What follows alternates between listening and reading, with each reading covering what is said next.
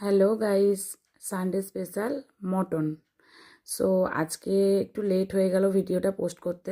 আলু ভেজে প্রথমেই তুলে নিয়েছি, তারপরে কড়ায় তেল দিয়ে ফের নুন দিয়ে দিলাম। তেলটা গরম হতে পেঁয়াজ দিয়ে দিলাম। পেঁয়াজটা ভাজা ভাজা হয়ে যাবার পরেই টমেটো দিয়ে দিলাম একটা। তারপরে পাশে ভাত বসিয়ে দিয়েছি গরম জলে।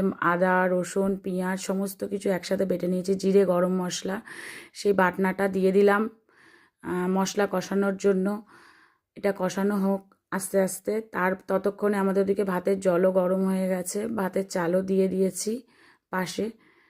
মশলাটা বেশ খানিকক্ষণ কষিয়ে নিতে হবে কাঁচা গন্ধটা দূর করার জন্য। খুব ভালোভাবে কষিয়ে নিতে হবে। তারপরে হলুদ গুঁড়ো, ধনে গুঁড়ো, জিরে গুঁড়ো। জিরে যেহেতু গোটা দিয়েছিলাম একটু অল্পই দিলাম জিরে গুঁড়োটা। তারপরে আবারও একটু কষিয়ে নেব তেল ছাড়া পর্যন্ত। কাশ্মীরি লঙ্কার গুঁড়ো এটা দিলাম। বেশি ঝাল দিলে আমার ছেলে খেতে পারবে না, তাই অল্পই দিয়েছি, 3টে কাঁচা লঙ্কা বেটে। তারপরে আস্তে আস্তে আস্তে আস্তে কষিয়ে নিয়ে মাংসর চর্বিগুলো বেছে বেছে দিয়ে দিলাম। চর্বিগুলো দিয়ে আরও একটু ভালো করে কষিয়ে নিলাম।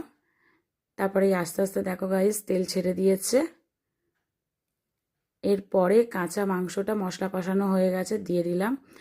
মাংসটা দিয়ে দেওয়ার পরে আরও বেশ খানিকক্ষণ আমরা কষিয়ে নেব মাংসটা মশলার সাথে ভালো করে। প্রায় 40 মিনিট মতো আমি কষিয়েছিলাম। তো আমার ছেলে এখন ভিডিও করছে, বাঁ হাতে আমি সাঁড়াশি ধরে আছি আর ডান হাতে নাড়ছি, তো ও ভিডিও করছিল। একটু নুনটা কম লাগছিল, তাই একটু নুনটাও দিয়ে দিলাম। এরপর পাশে গরম জল বসিয়ে গরম জল দিয়ে কড়াতেই মাংসটা করেছি। গাইস কেমন হয়েছে জানিও। সানডের দুপুরে স্পেশাল লাঞ্চ কেমন লাগলো জানিও ভিডিওটা। Thank you. সবাই লাইক সাবস্ক্রাইব করে দিও।